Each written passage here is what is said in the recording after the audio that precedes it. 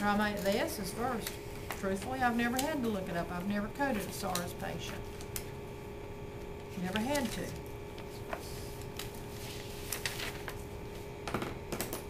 No, I would have gone to respiratory first. I was thinking that, but I don't know. Well, I'm not saying I'm right. I'm just saying that's the way I would go. Well, you know you're right. No. That's exactly right. Everybody has a different pattern of doing things. And I don't see it under SARS. So, my next alternative then would be what? Syndrome? Respiratory syndrome? Because it stands for severe acute respiratory syndrome? I was thinking that one, well, it's not a disease. Well, let's go to syndrome. Respiratory. And under syndrome respiratory,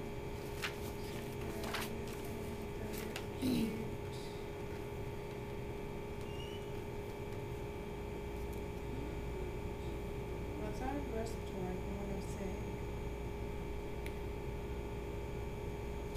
I do not see it under syndrome either.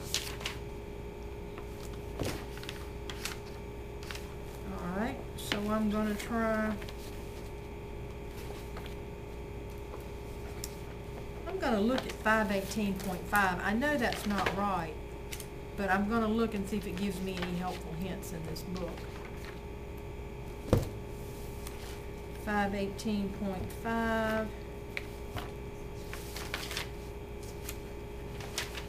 It really doesn't. Okay, so we look up SARS. I'm gonna look at disease. Even though, it's gotta take me somewhere. I'm going to infection SARS and see if I can get it that way. Yeah, that's the next one. That's where I prefer the. Yeah, I can get SARS associated coronavirus there, the 079.82. Where are you at? Infection. I'm under infection SARS. And in order to get the contact, I'm probably going to have to go to contact SARS, or contact with SARS. So go to 079.82, is that what you're saying? Mm-hmm. And I can get contact with SARS under contact. And then pneumonia due to SARS would come under pneumonia due to. You got totally lost me here. The point of this is for you to realize that in a new code situation, you kind of have to explore to see how it's listed and where it's listed. Because it may not make perfectly good sense from the very beginning. Now, how would I remedy that if it were me?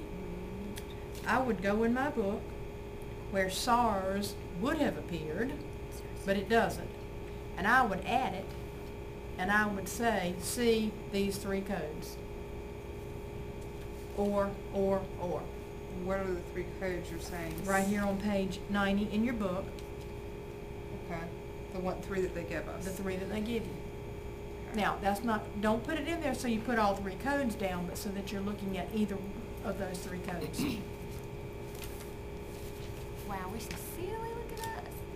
Yeah, Right so, there, SARS associated coronavirus. they're all there, but there's no centralized place for you to get it all. So I just would put me a centralized place to get it all. I'd put it where SARS normally would occur. And I'd put C, V01.82 or 079.82 or 480.3.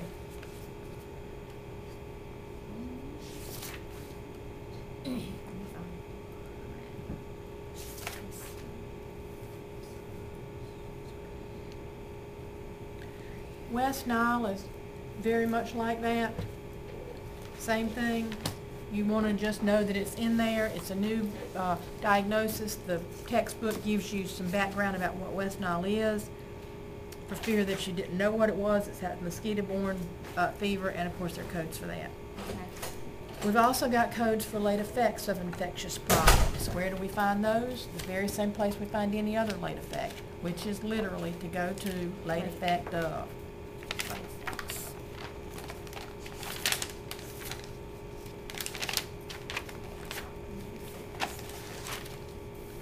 All right, late effect of infectious diseases.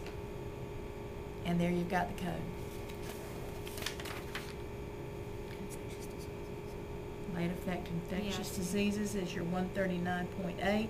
Late effect of tuberculosis, Mm-hmm. 137.0. And late effect of polio, acute polio, is your 138. Okay.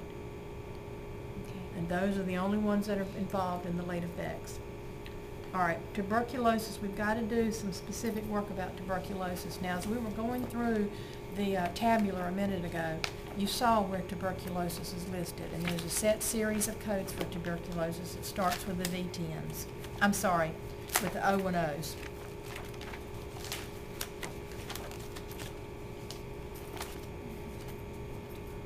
So 137. So O10.